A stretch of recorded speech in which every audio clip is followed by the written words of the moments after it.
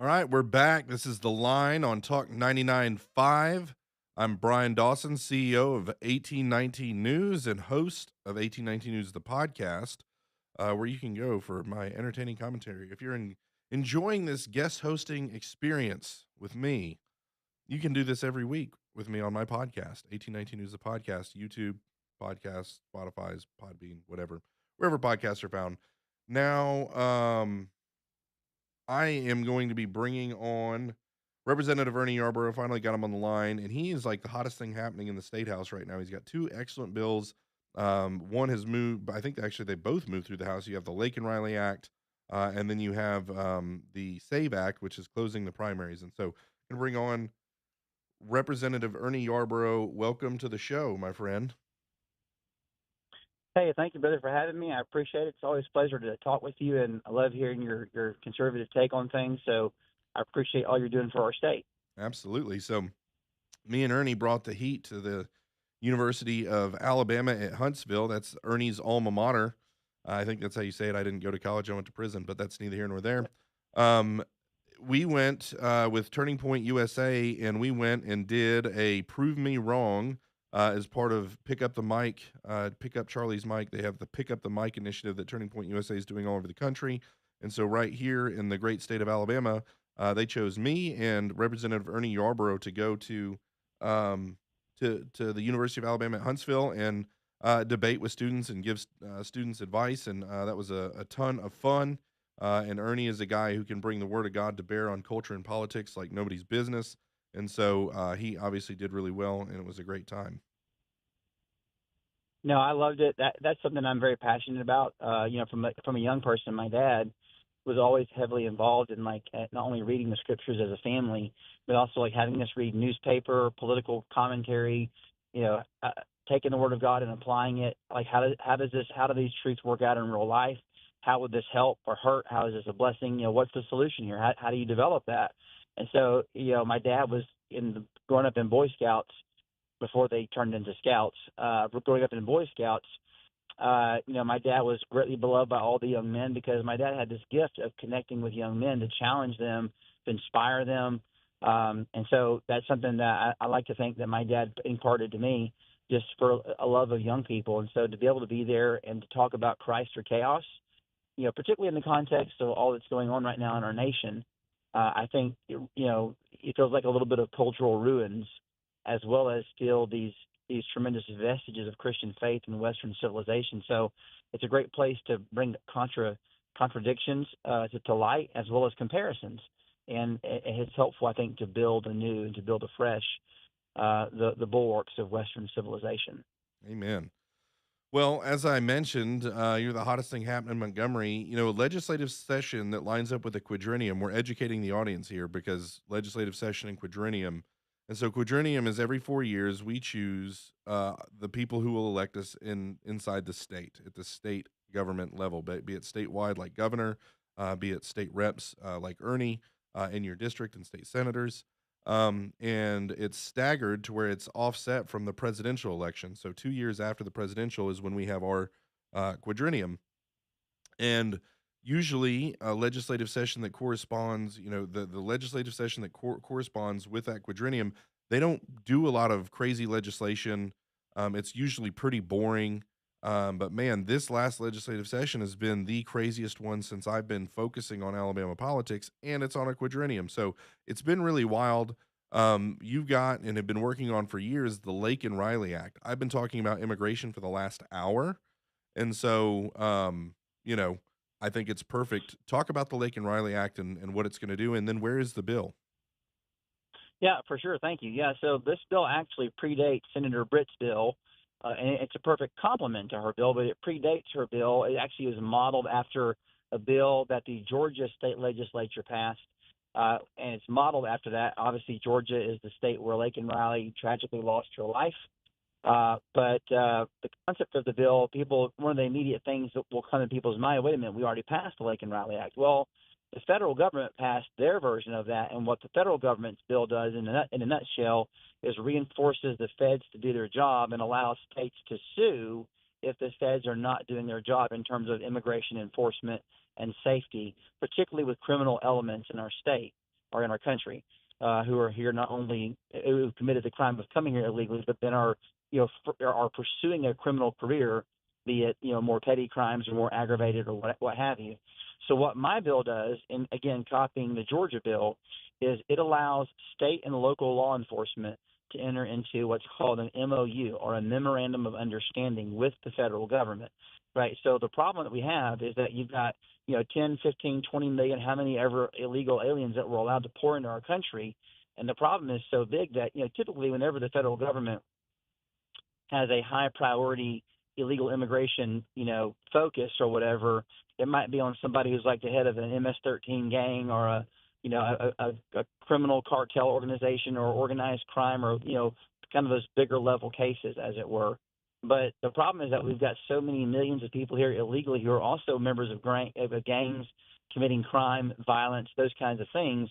The problem's gotten so big that the only way to really address that issue, I think, is, while now there's this great tool for the federal bill of Lake and Riley Act where we can sue, reinforces the feds to do their job. We as a state can sue if they're not.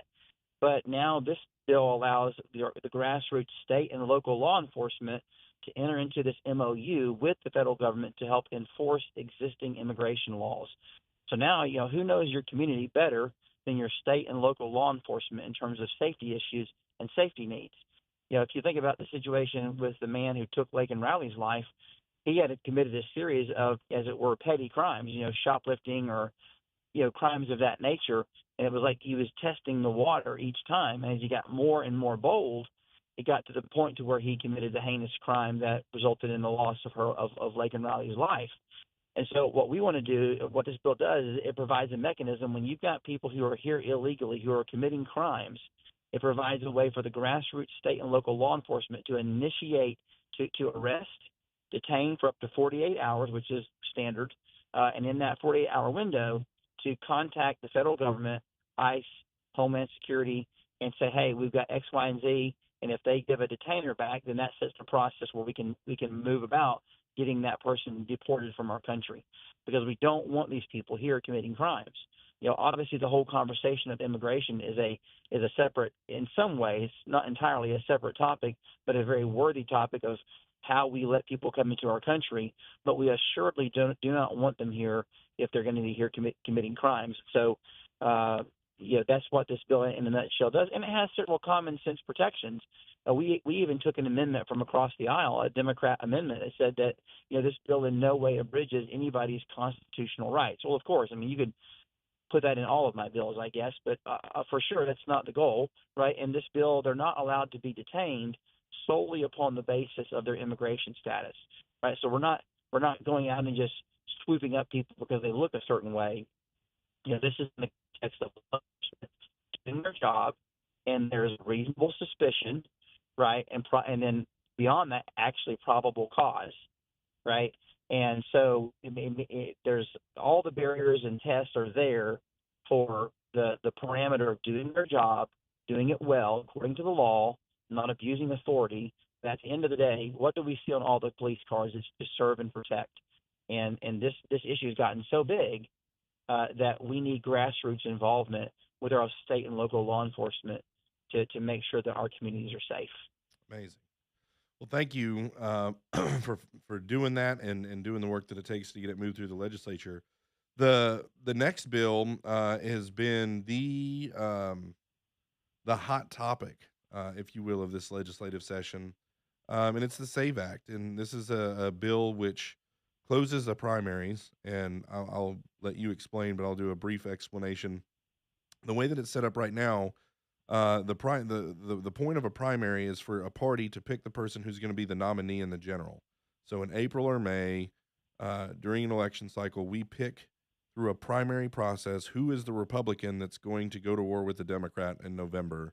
And the way that it's set up right now, we're one of a few states in the country that allows Democrats to vote in our primary elections, which means that Democrats are going to vote for the more moderate Republican, and so we end up with more moderate Republicans because the Democrats know we're a Republican supermajority state. Covered that earlier.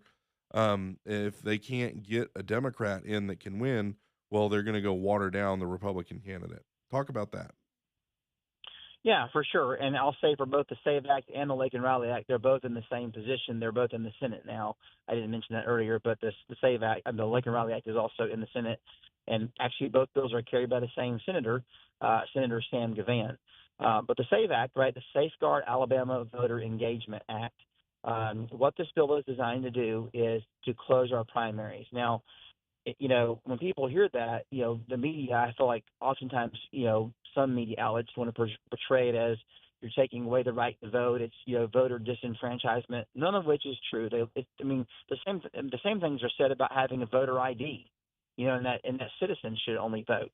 They try to paint it in a way that it's not.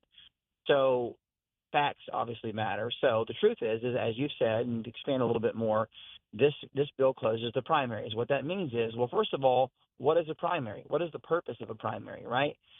Political parties that can be formed in this state through meeting certain criteria are able to have a primary.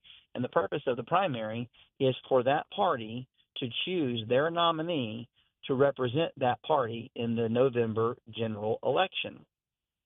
And so the current situation with Alabama is we prevent crossover voting. So what that means is if you go to the polls and vote in the Republican primary or a Democrat primary, and there's a subsequent runoff for that primary, you can only vote in the runoff for the primary that you voted in. So if I vote in the Democrat primary, I can't then vote in the Republican runoff primary runoff. So that crossover from primary to primary runoff is already prevented.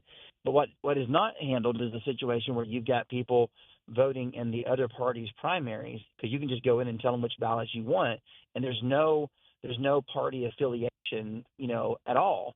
And what's also I found as I was studying this issue, what blew me away is, wait a minute, in the Republican and Democrat primaries is where oftentimes you're choosing that party's local or state executive committee members, right? You're literally choosing, oftentimes, if there's more than one person that's qualified for that local or state executive committee seat, you're choosing that party's local and state leadership.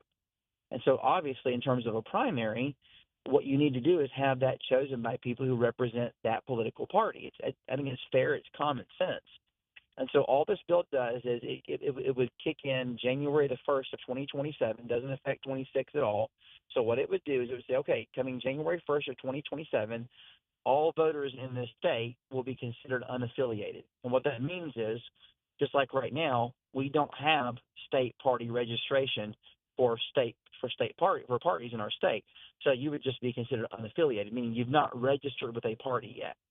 So the way you would register with a party for that party's primaries is one of three ways. You can either register for that party when you register to vote on the form. You can register in person at the Board of Registrars or online with the Secretary of State. The fourth way you can register, and the easiest way to make it an easy on-ramp for the voters, let's say you don't do any of that. You don't go to the Secretary of State's website, right? You don't go to the Board of Registrars to register. And let's say you're already a registered voter, or if you register to vote after January 1st, you don't check any of those boxes for Democrat, Republican, or unaffiliated, right?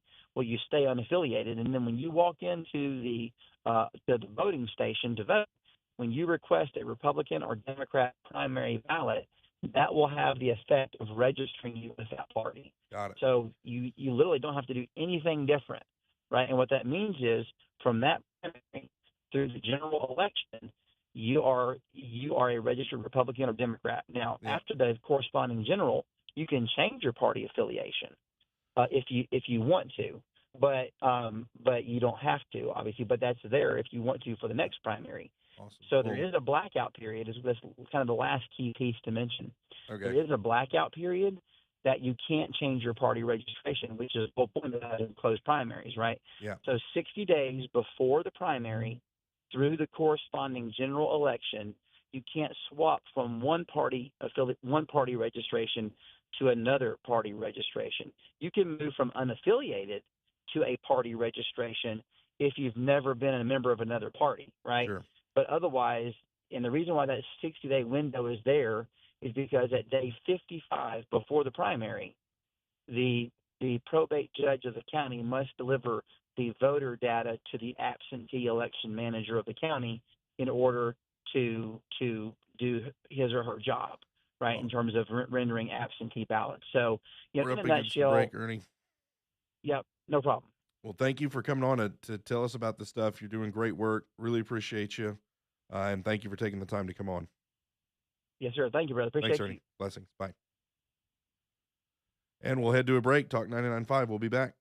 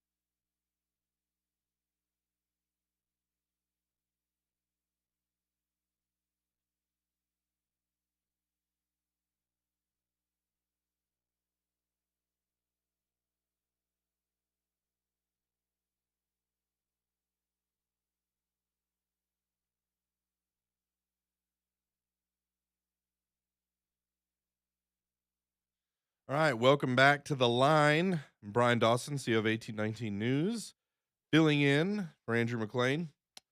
having a lot of fun. We're knocking out these 4 hours. 4 hours is a long time for a radio show. I don't know how these guys do it day in, day out. That's so much time on the radio. Anyway, I want to. We got just a short window on this one before we hit the bottom of the hour break, and I'm bringing on my friend D Worley to talk about some fun stuff. After that break. But I want to emphasize Ernie was getting into the nitty gritty details of the bill and showing how well thought out it is on that closed primary bill. But this is what it boils down to. Okay, if we have Democrats picking our Republicans, how Republican do you think the Republicans are going to be? If and I said it when we talked about the AEA, the Alabama Education Association, in order to have power in Alabama, what did they do? They had to rebrand themselves as Republican. The Muslims that are wanting to have power, what do? They have to sell themselves to the Republicans. And so Democrats know that they're not going to be able to win an election in November. So what do they do in April or May when the primary is? They go into the primary and they vote for the Republican. And so you get weak, watered down Republicans that appeal to Democrats instead of getting a real right wing conservative. And so this is the problem with the way that it's set up right now. They've been trying to close the primaries for 10 years, and it took Nathaniel Ledbetter, the Speaker of the House, being recorded in caucus, saying that he doesn't give a about the Republican Party. Which again, I'm seeing some positive things out of Speaker Ledbetter. I've been highly critical of him for the last couple years. He and his political consultant and the guy that was his predecessor that handed him, the speaker's office. Essentially, you had Mac McCutcheon and Ledbetter and Steve Raby, and McCutcheon went away, and then it was Ledbetter and Raby. This setup, with them in there, we've gotten a gas tax that increases till Jesus comes back. We've gotten medical marijuana. We've gotten 3 gambling pushes. The budget has doubled. It's insane. Okay. And so he's not shown a real conservative bent in the way that he's governing and the legislation that he's pushing. But I have been criticizing him for the last year and a half, 2 years. And the cat was kind of out of the bag about his political consultant, Steve Raby, who's essentially a dyed in the wool Democrat, probably, if I had to guess, voted for Biden and Kamala. Okay. And this is the guy that's doing all the political machinations running the speaker's office in this Republican supermajority state in the most conservative state in the nation. This is what's going on. Okay. And so that's been called to the carpet. The pressure's been on. He knows that he has to behave more conservatively. And when the subject of closing the primaries came up, he lost it in caucus, which is where all the Republicans are meeting, and says he doesn't give a about the Republican Party. Okay. And that was recorded. And of course, it was sent to us and we published it. And he was under extreme hot water from that. And the deal was basically okay, you need to pass a bill to close the primaries. Otherwise, the Republican Party was going to take steps to remove the Speaker of the House off of the ballot this November and replace him with someone else. So it's been a very, very, very exciting, um, legislative session. It's been wild. It's been crazy. Ernie Yarborough's been at the heart of it, at the center of it. I think he's done a really good job working with Speaker Ledbetter to produce a good closed primary bill. His Lake and Riley bill is amazing. It's been awesome.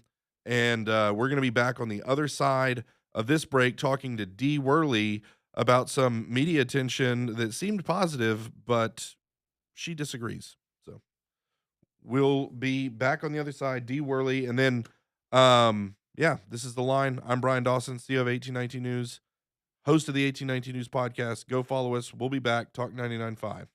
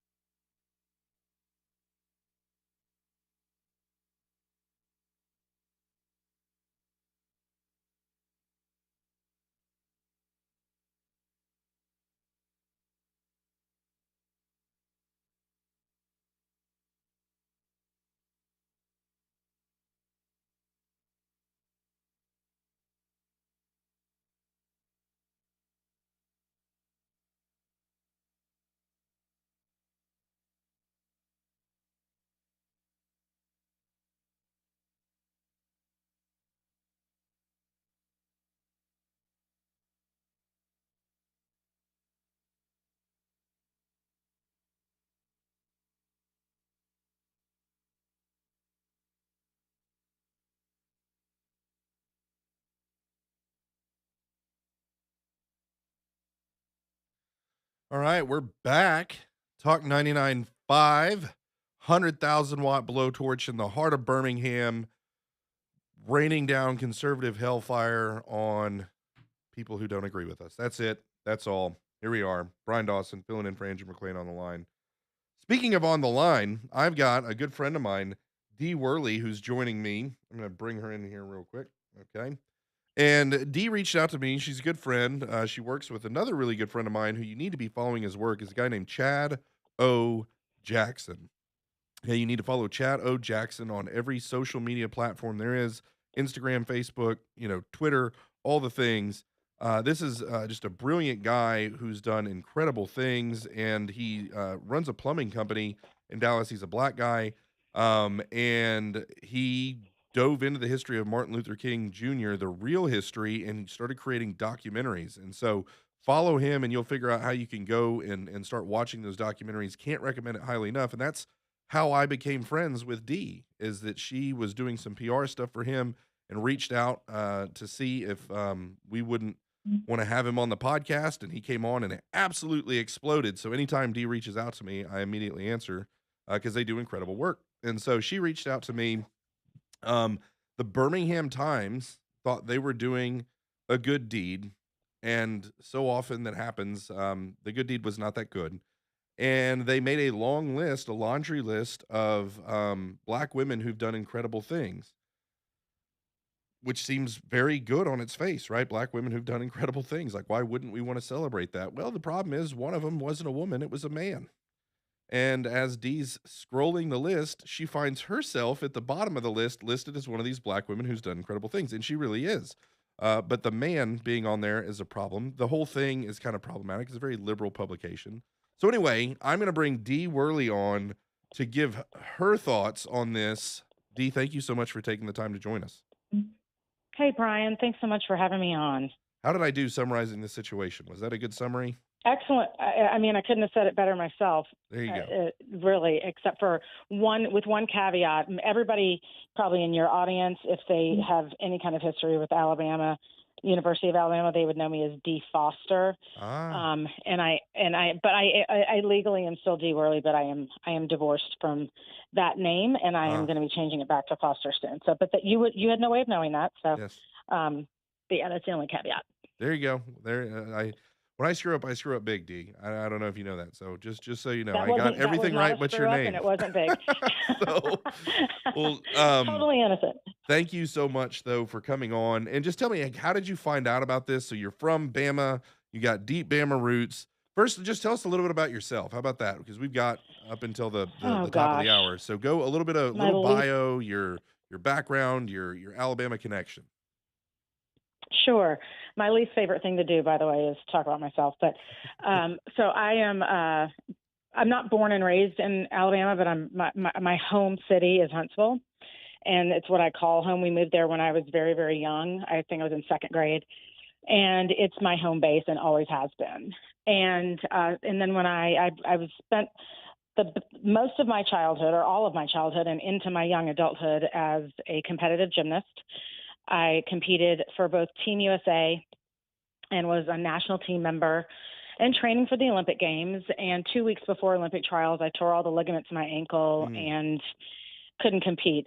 Because of my national ranking, they did petition me to Olympic trials. But again, because of the injury, if I had broken it, then they would have just shot me up like a hurt horse and I would have competed. But because it was ligaments, there wasn't a whole lot we could do. So, and then I moved on to Tuscaloosa, signed my letter of intent with the University of Alabama, and competed there for 4 years. And it was not. I would say that when I first got to Tuscaloosa, that was really kind of the first gymnastics class, not necessarily just in Tuscaloosa, but nationally.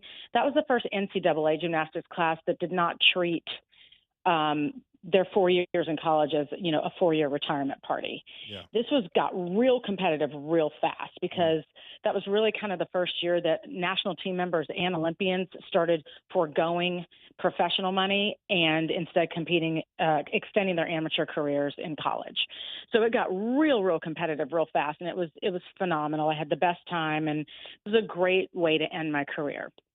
And then from there, I have spent the last 20 something years as a communications and public relations professional. I am also a writer and ghostwriter. So I write for a living, and I have also, lived in several major metropolitan cities and worked in a public relations capacity, both at firms and in-house with corporations. So that's me in a nutshell. There you go. There's the nutshell. So on this particular situation, one of your friends sent you a text message with this story from the Birmingham Times. Talk about that. Yeah. So the friend was Chad O. Jackson. And he and I, as you mentioned at the top of the intro, Chad and I worked together on the MLK project. I actually, in addition to work function, I wear kind of a lot of hats with Historia Revelata, which is the name of his production company and his foundation. But I, in addition to working on in a communications capacity, I'm also a co-producer and co-writer on the docuseries, the MLK Project. So we work very closely together, and he just sent me this text message last week, and it was just the link to the story. And Chad's not a big texter, and so just the fact that I was getting a text at all was crazy. But he didn't say anything. There was no commentary. He just sent the text. And I looked at it, and I'm scrolling through, and I'm going, okay, all right, I don't know what the Birmingham Times is, and I know Birmingham News, but I wasn't familiar with the Times. And I'm scrolling, and I see, as I'm about halfway through the scroll, I see that in this article that's supposed to be celebrating Black women, which, again, you said on its face that seems like a good thing, but that's perhaps a different conversation. But I don't necessarily think on its face it is a good thing. I'm not a real big sort of segregationist, and I don't like really singling out echo chamber conversations like that. So anyway, I'm scrolling through, and I see what was clearly a man pretending to be a woman. Like a little thumbnail image of this person. And I said, these aren't all women, and that's not a woman. And why are they including? Why is this newspaper in my home state that is, as red as a state can be? And obviously, Birmingham is a little more purple. But what is happening here? Like, why is this editorial publication actually, trying to pretend that this person is a woman and including them in a story celebrating women? So I'm, obviously immediately, livid, and I keep scrolling, and I said that can't be the only reason Chad sent this to me, because he doesn't really, we don't talk much about, sort of Alabama publications, so it's just odd. So I keep scrolling, and then I see me at the bottom of the article that was sort of the last entry in this roundup, and I immediately sprung into action, and was just because I am very much so an advocate for protecting women's spaces. I am in the process of launching my own nonprofit called Saving Title IX. I am a beneficiary of Title IX. My collegiate gymnastics career would not have happened were it not for Title IX. So this really hit home for me for a number of reasons. I am well documented, on outlets like Fox News and Fox News Digital for having spoken very loudly about the whole Riley Gaines, Simone Biles debacle from last year. Yeah. So I'm not shy about making my position known as it relates to this issue and men invading women's spaces.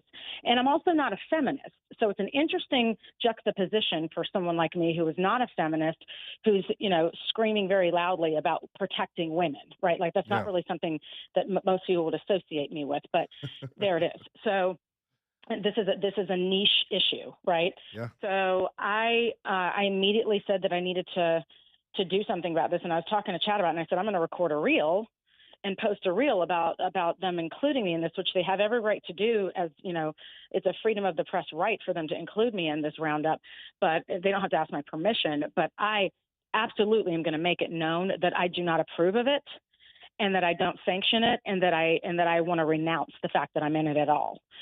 So I did. So I was talking to Chad about it, and he said, I think you should write about it. In addition to posting a reel, I think you should really write about it because you're a really good writer. So I took his advice and I wrote a blog post on my existing blog, Contrarian Review, and then sort of the snowball effect just started happening, in my head, and I was, kind of loading mentally about what else I could do to make sure that this this pushback that I was doing got as much amplification as possible. And I thought of you and said, let me reach out and see if Brian wants to partner with me on this. So that's how we landed here. Yeah, absolutely. And, there's so much, and I couldn't agree with you more with what you said about,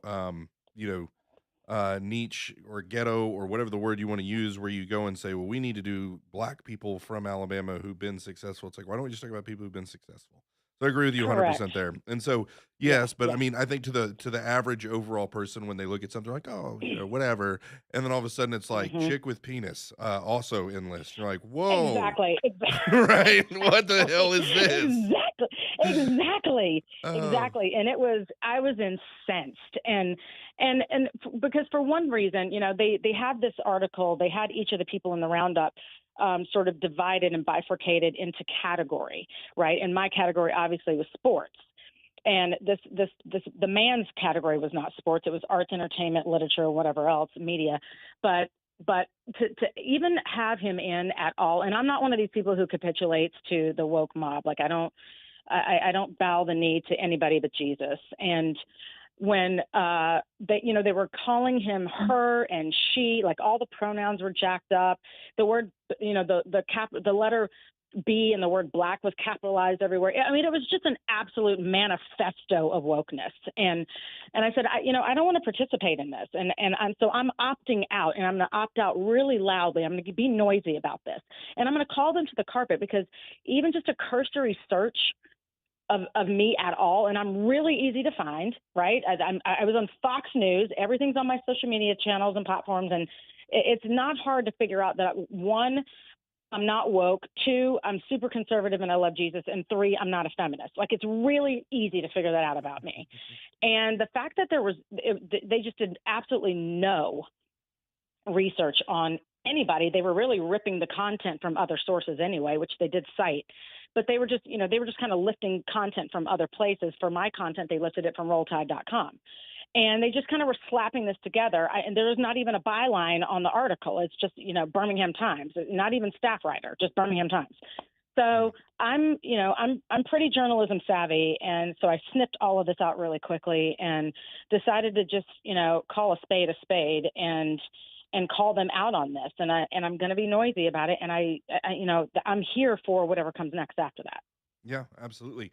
Well, we're up against a break. I want you to stay on and continue this conversation on the other side. I am looking at the article right now, and they did get the name that I got wrong right. So, I give credit where credit's due. It says D. Foster.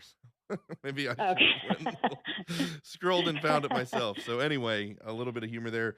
We're going to be with D. Foster on the other side of this break. We're going to continue talking about this issue, and I also wanted to talk a little bit more about um, her work with Historia Revelatia, or is it Relev?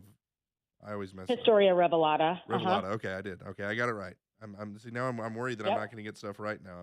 Anyway. So I'm silently correcting your grammar, there it Brian. No, is. just kidding. The editor and you can't help it. And so I want I to really talk can't. a little bit more about this issue, but then dive into her work with Chad Jackson and the Martin Luther King Project on the other side. This is Talk 99.5, The Line. Brian Dawson filling in for Andrew McLean. We'll be back.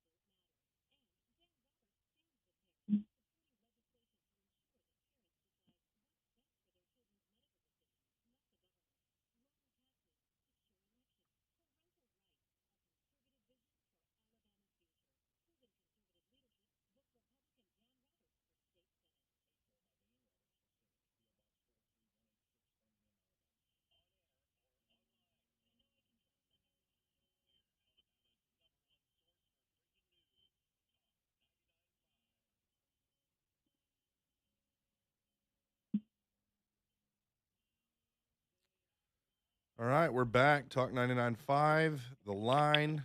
This is Brian Dawson filling in for Andrew McLean. We got my good friend Dee on the line, and she was the victim of someone trying to bring her into their shenanigans of promoting black women from Alabama that included black men. I think he was black. I don't know, but very bizarre situation. And any before we move on to the MLK project and all that stuff, what are some parting thoughts as it pertains to finding out that you're on this illustrious list of amazing people? Yeah, I mean, I think that my biggest sort of gripe with all of this is the fact that it is a big representation of, it's a great representation of consensus bias, right? And I encounter this, pretty regularly, and it's usually, frankly, at the hands of liberal women that I encounter this. Where they make a big assumption about me based on the color of my skin, which of course is the definition of racism. Ironically, the group of people who really pride themselves on being quote unquote good people are some of the most racist people walking the planet, and they would, vehemently deny that. But when you make an assumption based on the color of someone's skin, whether it be their political persuasion, what they agree to as it relates to social issues, what they agree to as it relates to faith. If you make an assumption without actually having a conversation with that person and asking them where they stand on any of those issues, then you are, especially as it relates to race, you are making an assumption based on the color of their skin. And it's a really bad situation, and it's kind of one of those things where I'm not hesitant at all to catch people out about it. I make it very known that I saw what they did, I heard what they did, and I call them on it in the moment. And so I refer to it as consensus bias, making these assumptions that based on in this case the color of my skin, that I am automatically in agreement with men who are pretending to be women being featured alongside me in anything that's related to the topic of women, and that's a faulty assumption, and that consensus bias is really becoming quite the cancer within the Black community. It is permeating across every divide in the Black community, regardless of socioeconomic. There's an expectation that if you don't agree with the social cause or the social justice cause du jour, then you lose your invitation to the cookout. You lose your black card. I think I mentioned in the article that I'm fully anticipating people to be talking about my black lack based on me raising this issue, and I don't care. It's not anything new. I've heard it my entire life. Interestingly, though, I've only heard it from Black people, never from white people.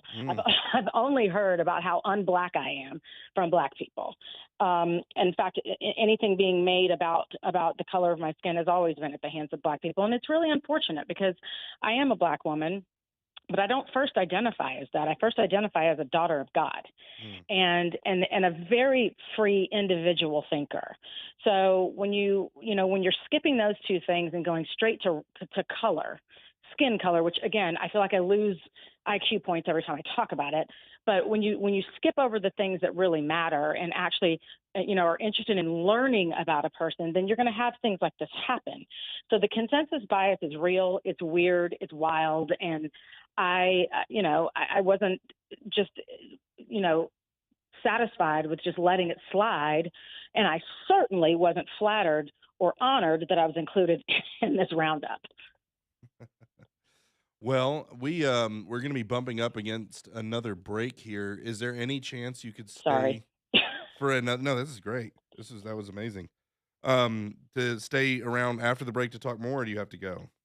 Certainly. No, I Okay. can stay for sure. All right, we've got another 30 seconds or well, no, about another minute to kill before we do that. But I guess if I was a professional radio host and this is what I did for a living, this is where I would build some sort of tension and try and create anticipation of the next segment that's going to be so amazing that people definitely want to tune in for. See how I'm doing? Yeah, this is.